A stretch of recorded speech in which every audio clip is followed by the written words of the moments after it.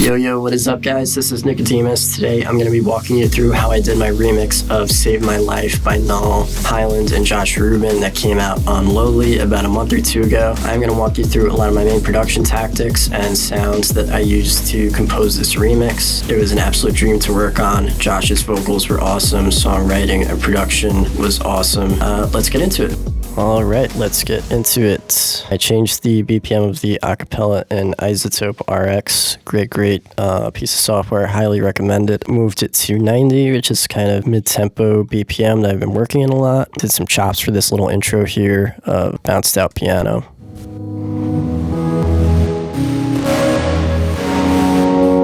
It's a little bit crush automation.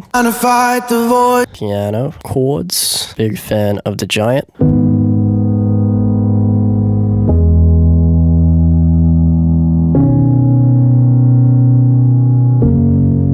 Keep the velocity nice and soft, and that really helps out. Voicing was pretty simple here. Then added some other notes to the chords. A little compression, wave CLA to a little EQ. I want a little more low end on the piano, give it a little bump.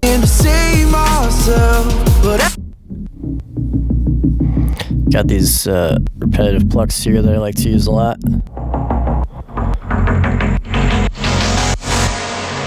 So the filter just kind of opens up. That's one instance of Serum, two of Silent.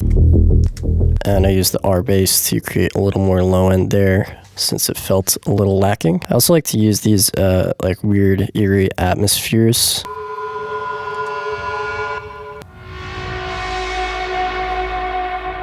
And Contact, so good for that. The Evolve Heaviosity is a great one for Contact. That's really good with those sounds. Got a little guitar going. And of course, the EG Strawberry, so good.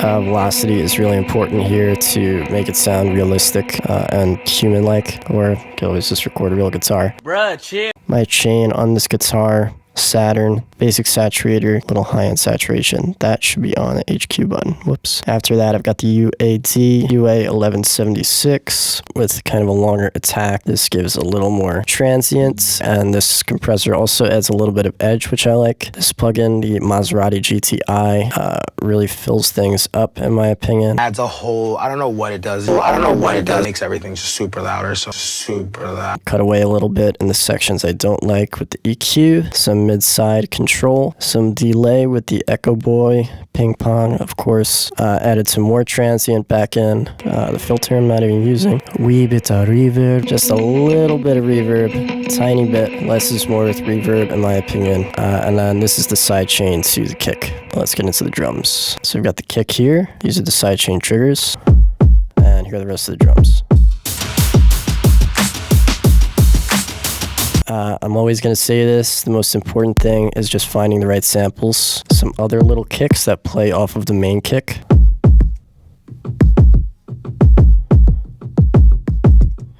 Kind of having kicks hit at different volumes or velocities really gives a more human-like, realistic feel. Just one snare. One click-clack is coming from Damage, so good. Another click-clack from Damage. There's percussion also from Damage. Slight side chain to the kick. Hi-hat sample. Got it from Splice. Then a little trappy hi-hat. Some open hats. Some claps. Another snare. Some crashes. Another set of hats, this time side chain to the kick. Another set of hats. Another set of hats.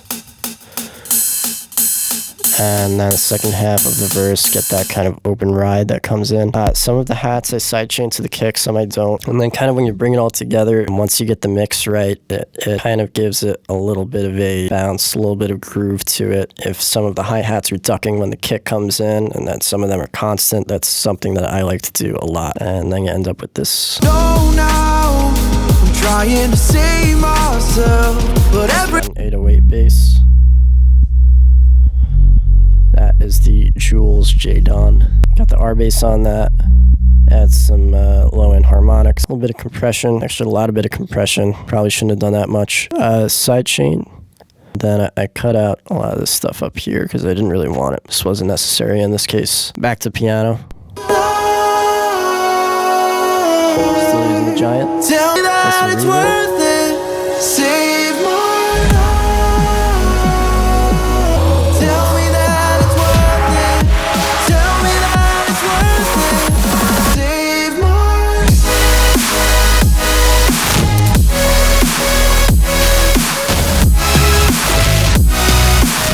The key here is just a lot of layering and really just getting things to fit together nicely. I'm going to go through the layers one by one. Maybe not each individual plugin, but the main ones I'm using are Spire, Synth, and of course Serum. Here's the first group of synths.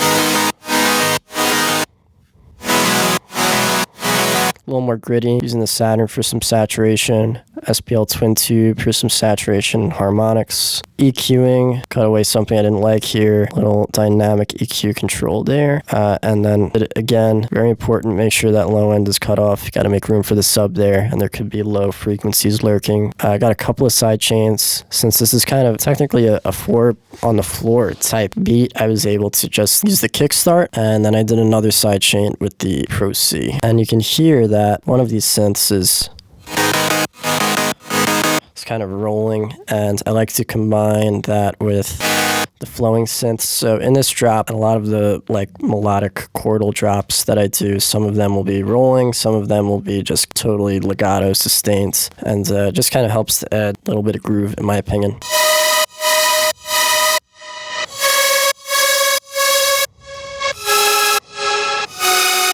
So this is kind of like the main lead, I would say. Comes from Spire. It's 2 sets of Spire patches. I bounced it out and did some chopping up here. It's because I want to get rid of these tails in between the notes. And really, I just kind of mess around with the voicing until I'm happy with what I have. This kind of like low-end mid-bass pad just fills things up a little more. A lot of the times I seem to be lacking in that frequency range I find in my productions. So at the end lately, I've been going back and adding something kind of like this. Next set of synths. These are pretty wide. Again, Saturn, EQ. I actually used a doubler on this. Add some width. I know it's a little unconventional and weird, but it's been working for me. Pro MB, I did a lot of control. Very high-end range because there was a lot of hiss, a lot of white noise, and then some control down here. And then sidechain, of course. So this EQ is actually, this was some harmonic EQing I did. What you can do with the Pro Q is take a listen. The EQ will start to point out kind of these peaks here. If any of these peaks I find are not in the key of the track, you can double click it, tight Q, pick it out. That's just an example. That note is actually fine there, but if it wasn't, that's what I would do. And that's what I did in this case, just to make sure nothing too dissonant is sticking out. And I did that with pretty much all of these synth stacks or chord stacks. These are a little more centered. You can see with the mid-side control, a lot of similar processing to the last chord stack. Got some air. A lot of times what I'll do is control the air bands on the synths and then use a separate white noise or air. It tends to come from massive for me. I'm not sure why. It's just always the way I've done it. That way you kind of get a nice smooth high end. Second half of the drop, I added this strum. I've done this before and I like to do it a lot. If you listen closely, it's there and it just adds a little more groove.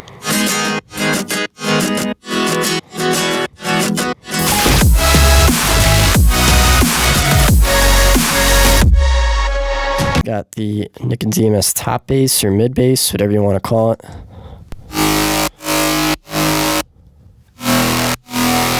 Compression, this sausage. Oh, I didn't even use it on this one. No sausage. The sausage actually doesn't come in until the second drop here. These automations are to get rid of, there is some sounds in between coming from some of the processing that I did not like. The individual plugins have some saturation distortion. Big fan of the Faturator plugin from Kilohertz. The sub. Ooh. 2 patches from Massive that I've always used, octaved, and then I mix them to my taste. Kickstart an LFO tool. This is a specific bass sidechain that I made in LFO tool, and you can see it's got multiple kind of levels to it as it comes back to full volume here, and that for me creates a little bit more groove rather than just an up and down. It gives a little more variation in groove, in my opinion. I cut out what's up here. Sometimes these sidechain plugins create a little bit of click. Did a little bump here for the G. These are just some little blips. For the drums, I've got my main kick that I like to use. And a little bit of low end, a little bit of decapitator, give it a little bit more crunch and a little more low end. And for the rest of the drums,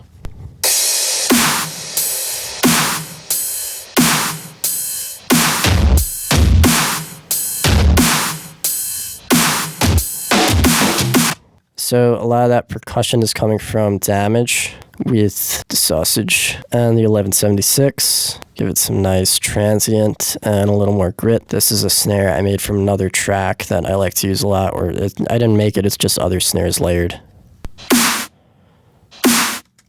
Another snare, F and pack.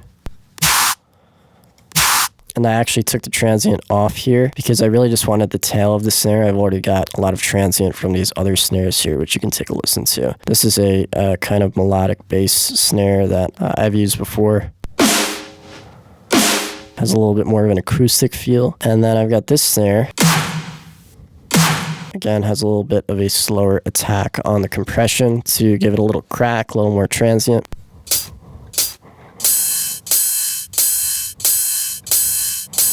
Just some hi-hats and rides.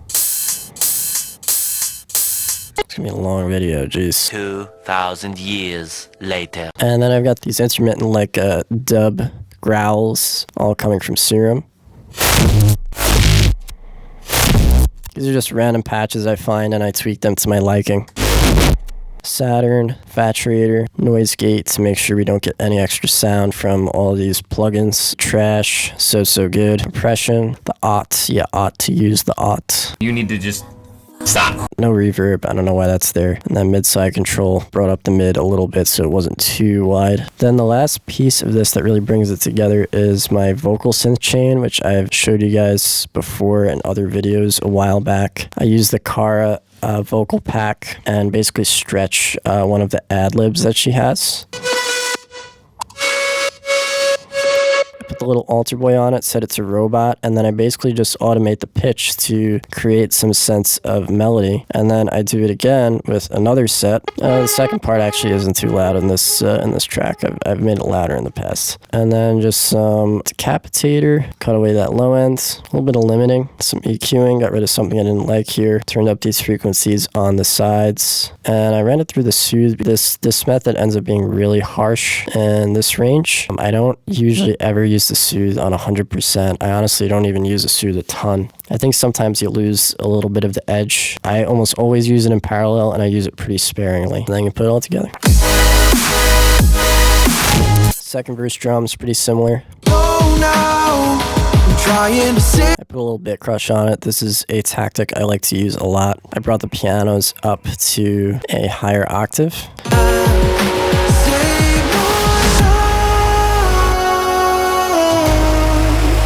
And then we transition into this next build section, and this kind of, with the sustained synths, it hints at this kind of darker mid-tempo drop that is to come. These are all patches from Omnisphere, saturation, distortion, more distortion, and then it's grouped together, more saturation. I actually use this Endless Smile plugin to create a little build. I don't like to use it a lot, but sometimes it works out nicely.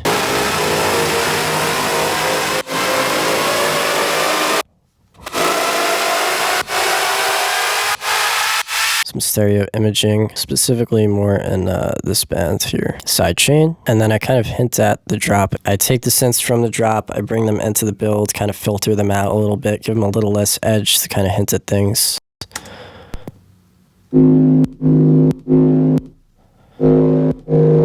Yeah, so hear the click, but it was fixed in the final, so.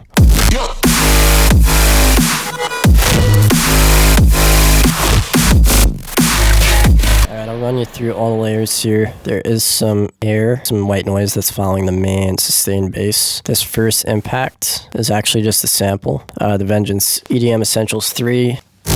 And just really distort the shit out of it. Saturation, Faturator, Trash, Compression, OTT. Here are the main sustained basses. Kind of the classic Nikademis bass. I turn up the distortion from the sausage fattener here, and you hear this noise right here. That's why it's a good idea to use noise gates. Maybe it's only an issue in Logic, which is very possible, but that happens to me a lot. Here's the next layer. And I mean, look at all this processing here. I mean, it's just, take a look at that. This is the group processing, and then that's just on the original chain. So, I mean, people ask about how to make the really thick sustained basses. I mean, like, best advice I can give is just like keep distorting things until it's in the right place. These were 2 serum patches. I've got this other serum patch that adds a little bit of harmonic.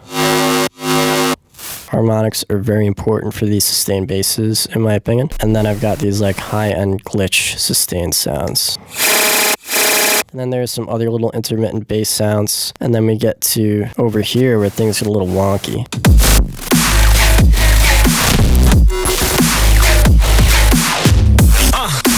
Those vocal samples, by the way, just from Splice. This is not okay. So here's the main sound. So this comes from Serum. I give it that metallic sound from Echo Boy. Set the time really short, turn up the feedback, and then mix in as you please. Take a listen without. Take a listen with. And then hear the other layers over it.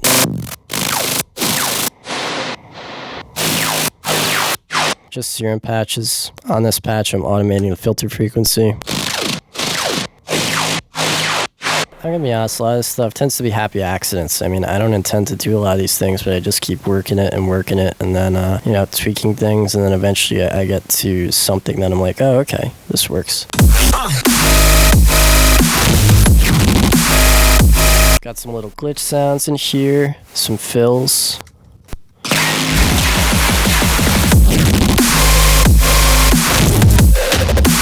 I just add in a riser there. It's actually also from the Vengeance Pack sample.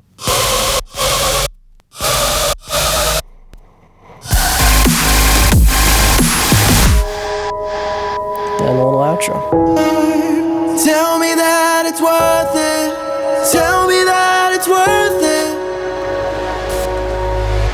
And that's pretty much it. That's how I did it. If you guys have any other questions, you can always reach out. As you can see, I'm no genius here, but I think if you spend a lot of time on your tracks just being persistent and continuing to work things, you'll fall into something that you're happy with. What are you doing? I don't know what I'm doing. You're going around in circles. Ah! My biggest tool is sound selection. Find the sounds that you like that work for you, and if there's a sound you're not happy with and you're spending all day tweaking it to get it to sound the way you want it, my biggest suggestion is move on, choose something different, because if it's not working now, it's probably not going to work later. That's my experience anyways. So yeah, hope this was helpful for you guys. If you want more, please let me know. Thank you to Noel, Highland, and Josh for letting me work on this, and to Lowly for the release. See you soon, guys. Peace.